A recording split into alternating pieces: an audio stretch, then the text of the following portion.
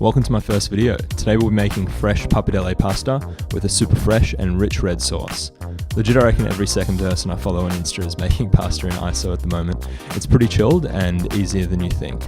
We'll start by putting our 00 flour into a mixing bowl and creating a well in the center for our eggs. For the dough, we're using a ratio of 100 grams of flour to 1 egg. I'll be using 2 eggs and 200 grams of flour, which should be enough for around 1 to 2 servings. Crack the eggs into our flour well. Whisk them, slowly incorporating the flour. Once this mixture has become thicker, doughier, and tough to mix with a fork, you can start using your hands to knead the dough into a nice ball. Keep kneading this bad boy. Your goal here is to get the dough nice and smooth and bouncy so that when you press down on it, it'll rebound back a bit. There are some little bits of flour breaking off the main ball of dough. Don't stress, that's completely chill. If you find your dough is looking a little bit dry or crumbly, you can moisten it up a little bit by adding a couple tablespoons of water at a time. It's a bit of a workout, I guess no one said it was going to be easy. It's pretty chilled and easier than you think. Once you're happy with your flour and egg ball, wrap it tight in a bit of cling wrap and let rest for at least 30 minutes. Now we can get started on our sauce. Fresh pasta is great, but in all honesty, the sauce is where it's at. Heat up a pot or saucepan, throw in a nice glug of extra virgin olive oil, and get the heat going. Dice up half an onion and throw it in the pot. Keep it going until the onion gets nice and translucent, but don't let it brown. Add a pinch of salt, which will also help the onions release some water, hopefully reducing the chance of burnage. Then you're going to slice up some garlic and create a nice little cooking spot for the garlic in the pot. Keep it in its little puddle of oil until it's aromatic and getting a bit of colour but not yet brown. This usually takes around 30 seconds. Mix it all together, then add in a can of whole tomatoes that we've broken up in a bowl using our hands, along with a little bit of water and some fresh basil. Or if, like me, you didn't have any, some dried oregano.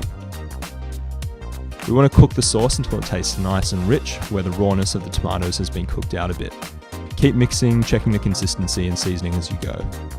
Heat your sauce to a simmer, then leave on low to medium heat with the lid slightly ajar, and top up with water if the sauce reduces too quickly.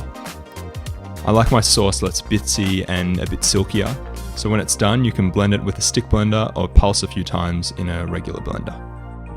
While it's cooking, we can get back to our pasta. Rolling pasta is a lot easier using a machine, but you can definitely still use a rolling pin. It's just a little more finicky to get the dough even and at the ideal thickness. Start by cutting a small segment of dough, flattening it out with your hands, and then rolling it through the lowest setting on your machine. Fold into a little package and pass it through again. Dust with flour and pass it through a couple more times before cranking it up to the next setting. Then roll through until the second last setting on your machine or until your pasta is relatively translucent, dusting with flour as you go. Now it's time to cut the pasta. If you have a machine like this, you can feed it through the back, which will cut you a nice shape. I love a thicker noodle, and today we're making pappardelle, so I'm just going to roll the sheets and cut using my knife. Dust with a bit of flour and set aside. Keep repeating this process until you've gone through all of your dough and you have a full tray of fresh noodles. Bring a pot of water to the boil, throw in a lashing of salt, and then add your pasta. Fresh pasta only takes a few minutes to cook, so when it's just about done, or al dente, reserve some of the water and turn off the heat. Ladle some of your sauce on the pan with the pasta.